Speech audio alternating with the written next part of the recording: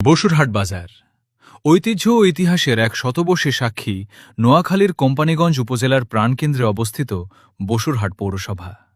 আর এই পৌরসভার প্রাণ ও ব্যস্ততার অন্যতম কেন্দ্র হল ঐতিহ্যবাহী বসুরহাট বাজার।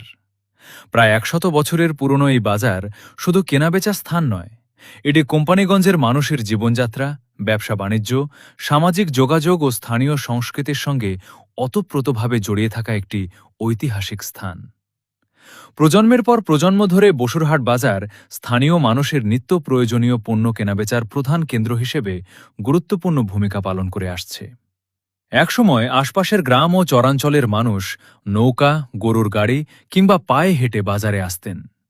কৃষকরা নিজেদের উৎপাদিত ধান, চাল, শাকসবজি, মাছ, নারকেল, সুপারি ও অন্যান্য কৃষিপণ্য নিয়ে আসতেন। অন্যদিকে ব্যবসায়ীরা এসব পণ্য সংগ্রহ করে বিভিন্ন এলাকায় সরবরাহ করতেন।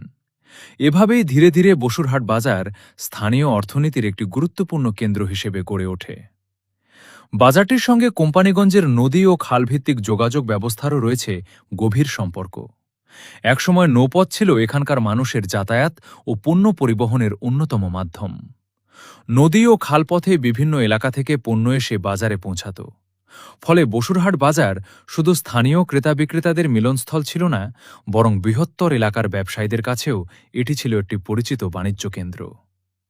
সময়ের সঙ্গে সঙ্গে মানুষের জীবনযাত্রা ও যোগাযোগ ব্যবস্থায় ব্যাপক পরিবর্তন এসেছে।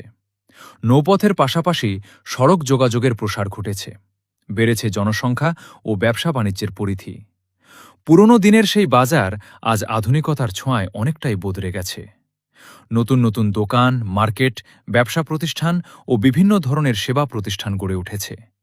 তবুও বাজারটির মূল প্রাণ চাঞ্চল্য ও ঐতিহ্য এখনও টিকে আছে।